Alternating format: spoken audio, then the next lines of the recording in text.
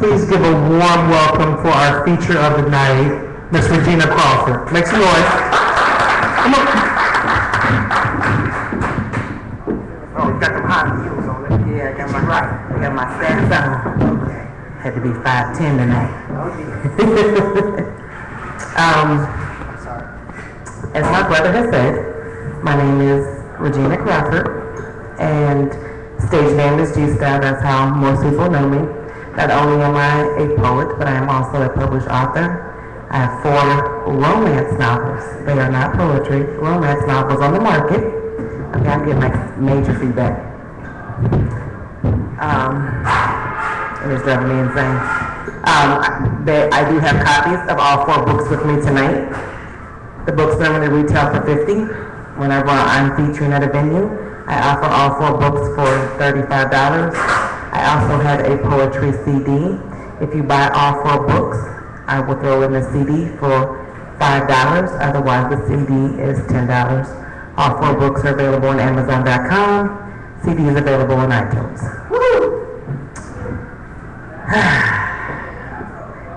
I'm gonna do a little different set than I normally do when I'm featuring. I'm just gonna do a variety of poems, so no particular order, no particular reason, just a variety.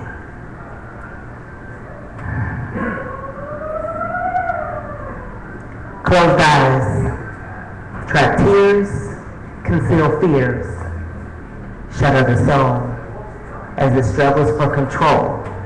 For the pain runs deep as the blood seeps in the pools beneath skin that is tissue paper thin due to all the blows it's taken from those the mind has mistaken as pure at heart. For only the mind to learn what it thought was abstract art was only a mirage, a complex collage of what it wanted to see, of what it truly wanted to be.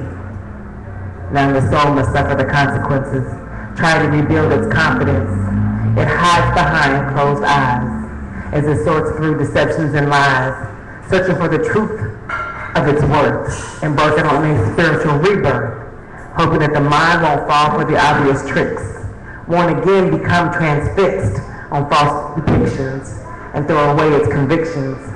So behind closed eyes, the mind and soul become allies, building a bond so strong that the next person that comes along, intent on causing mayhem, won't be able to easily separate them.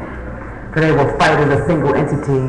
They will be able to slay all enemies, showing no mercy, claiming only victory, and preserving its own sanity. As they explore the galaxy of their reality, no longer living life with closed eyes.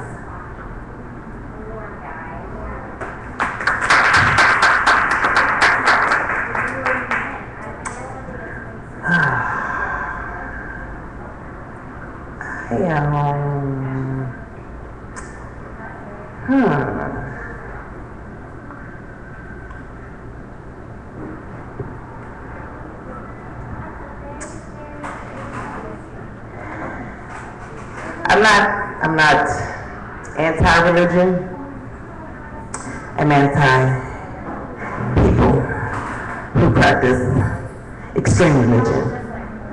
So,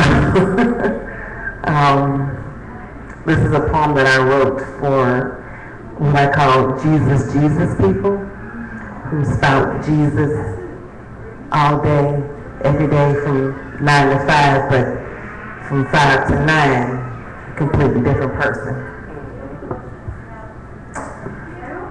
It's your religion, not mine. I'm not saying I don't believe in God or some of the same beliefs that you do. I'm just saying I don't need it shouted in my face daily or shoved down my throat. For my problem lies not with the concept of religion, but with the way some humans practice it. They call upon their God when their lives are in shambles, yet conveniently forget he exists when they feel they are living a charmed life. Some strut around in the finest clothing and turn their noses up at those less fortunate, while shouting out the generosity of the Father. Some drive by soup kitchens and shelters daily, yet won't donate a can of soup, let alone step inside, while proclaiming themselves shepherds. Well, shepherds, if you're not caring for your flock, they will surely perish. You practice your faith how you see fit, and I'll practice my faith how I see fit. Yes, I believe in a higher power. I just don't see the need to smack those I meet in the face with his name.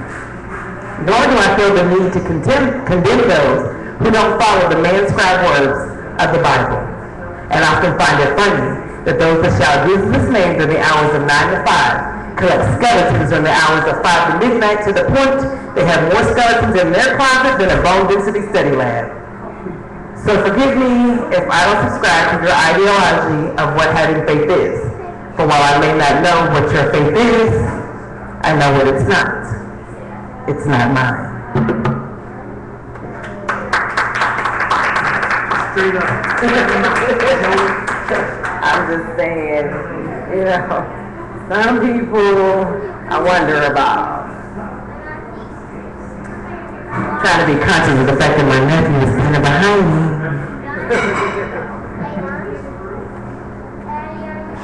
And,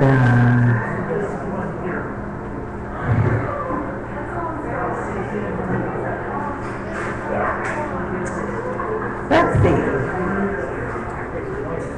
I like this piece. It's a fairly new piece.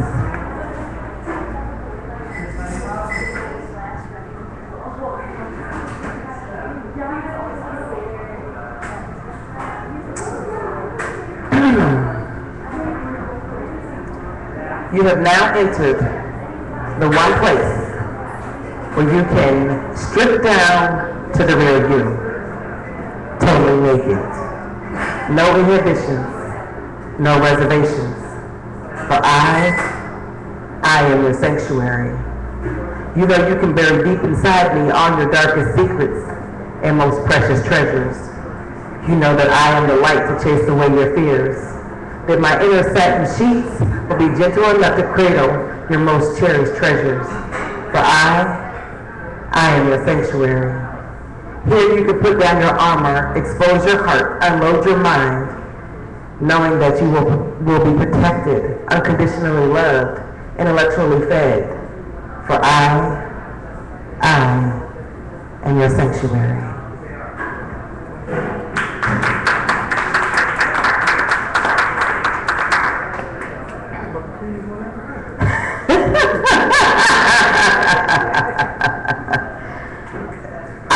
We were actually doing an exercise in writing erotic poetry that wasn't erotic. I mean, it was something that sounded erotic, but at the end of it, it really wasn't. And actually, this piece, for those of you who don't know me, I am known for my erotic poetry. As most people know me for, and think that that's all I do. So I've taken to writing pieces that sound erotic, but actually really aren't. And in that light, I'm going to do another one. Lights low. Candles emitted a light lavender vanilla fragrance. Music smooth and mellow, setting the mood. Moscato on chill. Sheets white and crisp. Skin covered in goosebumps. In anticipation of the connection between us. Palms sweaty from the desire to bring pleasure. Mind stimulated, thoughts flowing, red hot like lava. The seduction begins. So the hand reaches for the object of its desire, caressing it with slow strokes, occasionally rubbing it across my lips as I contemplate my next move, on how to coax it to do my will, to receive my energy, to absorb the very essence of me, causing the pressure to build until it explodes, releasing its essence all over the sheets, bringing about complete satisfaction as ink from my pen spills on the sheets of paper and a new poem comes to life. Good girl. All right now. So see how that sounded like totally erotic? But clearly wasn't. Well, I mean, but it's like people think that erotic pieces have to be like explicit, and they don't. You can write about the most innocent act and make it sound completely, totally erotic. So that was the workshop that we were doing, and I was writing those pieces to help people see the concept that I was trying to get across. I'm gonna do one last piece.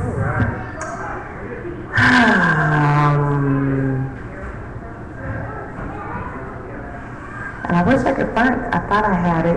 Oh, I do. Haha. We're gonna end with a funny piece. Because we all need more laughter in our lives. So, fellas in the room, don't be offended. Just saying. Don't worry about it. It's all good. This is an open letter to all brothers who think that when a woman says, we'll never, ever go on a date, that she is subliminally telling them, try harder. It's just not that easy to get a date with me. Well, it's not. So don't resort to begging. It's not attractive. Even if you're not too proud to beg, it's still not attractive. Pouting, you look extremely childish. Anger just reaffirms our first belief that you are not dating material. Bragging, sorry fellas, but women do not succumb to the put up or shut up mentality. So this attempt to trick us into a date with you, it's not gonna work either. And last, but certainly not least, do not pull a wad of cash out of your pockets. Well, we both know that you're not carrying around spending money. Now, I may not know if it's your rent money, your light money, your gas money, your child support, or the money you owe your mama. But we both know that money's already spent. So don't pretend that you're willing to splurge it all on a first date. Now, I'm really, really not trying to hurt your feelings, but let's be realistic here. If I'm 45 and you're approaching 60 at a fast clip and need a dose of Viagra to get Junior to stand at attention, yeah, babe, you're not looking for a long-term relationship. You just want bragging rights at the next Golden White Guy Club meeting. If I'm 45 and you just turned 21 and still live at home with your mama, you're not looking for a long-term relationship either. You just want somewhere to sleep rent-free in case your mama puts you out. Now, if you're somewhere between the ages of 35 and 50 and a pretty likable guy, why are you dogging me for a date anyway? And if I hear failure is not an option one more time, I swear my picture will be next to the Beatrice story on the 6 and 11 o'clock news. So fellas, when I say we can never be more than friends, and I don't mean friends with benefits, then accept it and move on. Signed, I seriously don't want to date you.